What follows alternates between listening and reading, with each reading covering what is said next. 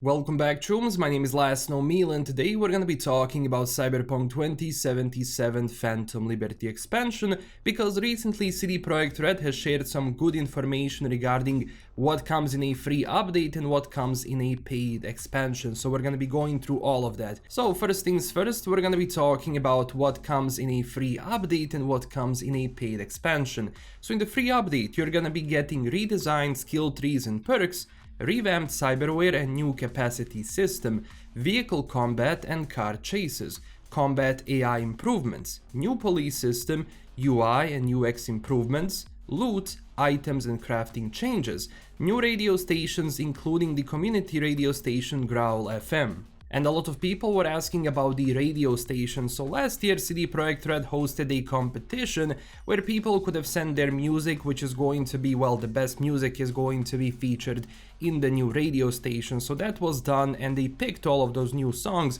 So those songs are going to be in the Growl FM, and this is going to be hosted by Sasha Grey. Now when it comes to the paid expansion, this is the content we're gonna be getting. First off, Dogtown, a dangerous new district.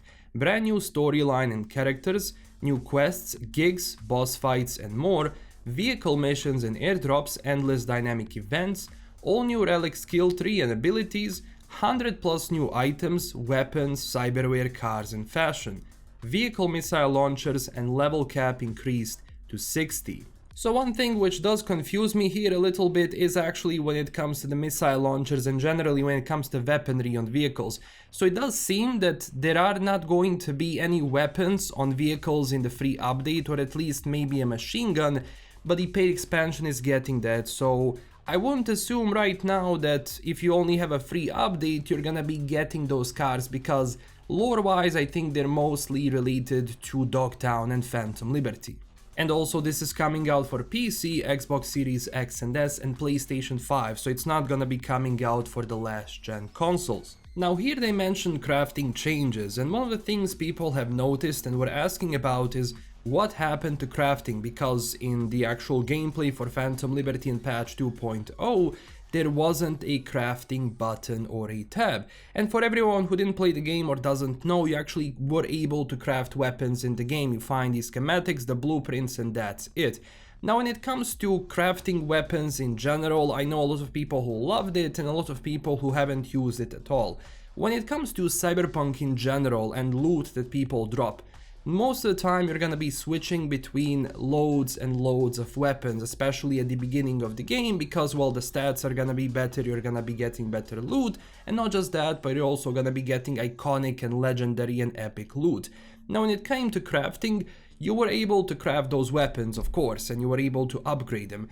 Upgrade though, I liked it, but when it comes to crafting in general, there were some things which I do wish were included. So if we install this mod called Enhanced Crafting, there are a few things from here which I liked, and that's especially being able to select a different skin for the weapon, because one of the things which I do believe crafting can benefit from is being able to really get the skin you want. But that wasn't a part of the main game, so we'll see how are they going to redesign that in the first place. But one of the things I do hope is left, it's actually being able to upgrade those weapons, because upgrading some of the best weapons you have to become better, and overall if you mix it up with a good perk system, well, you're gonna be pretty much unstoppable. So we'll see how that's gonna be changing, because, well, they're gonna be changing the loot system, so maybe we're gonna be getting maybe less weapons, or we're gonna be switching weapons less. We shall see once eventually this comes out. But again, tell me down below in the comments, what do you think about crafting overall, and were you using it? Do you want to see changes, and which changes you actually want to see? Also, CDPR has been active on TikTok, sharing some of the lore information about Dogtown in general. So here we have some more footage, basically from Longshore Stacks, and they explain what these buildings are. So basically these are shipping containers which are put on top of each other, so people kinda live in them.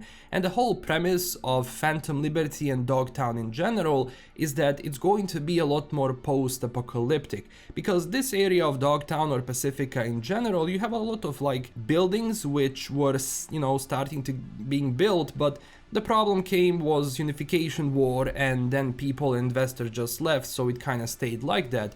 So of course people who were inhabiting Dogtown had to make the best use out of everything so they can fit more people and of course have a relatively okay living habitat. And especially looking at more locations from Dogtown, it's gonna be amazing once we actually get into it. CD Projekt Red also said that they collaborated with a Japanese futuristic artist Ikeuchi to design special headgear for Night City's biggest pop star Lizzie Wizzy to be featured in Cyberpunk 2077 Phantom Liberty.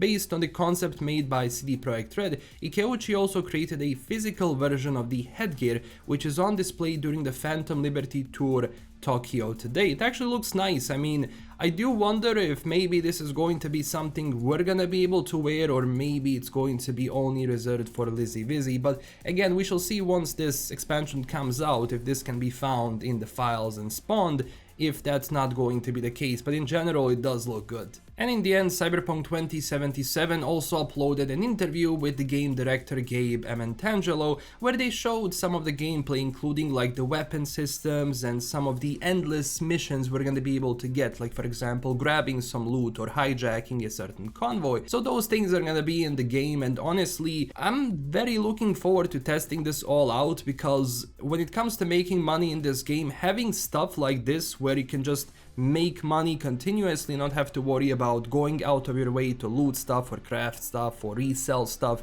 this is definitely a huge plus. So we are only a few weeks away from Phantom Liberty and Update 2.0 releasing. Now in the next couple of weeks we're gonna be getting most likely more material and some of the more concrete information on the exact release date, but at least when it comes to Update 2.0, it is either dropping in the same week as the expansion or the week before, as I said, but again, that depends on CD Projekt. But they did say they're going to have another red stream before that, or maybe during that, so once they announce that, that's going to be our definite cue that something is about to be released. And this is everything for today. Thank you so much for watching. If you enjoyed this Cyberpunk video, don't forget to smash that like and subscribe button for more, and also tell me down below what do you think about all of this. Also, huge thanks to my current Patreon supporters, and this is everything for today. Stay classy everyone, and I will see you in the next video. Bye bye.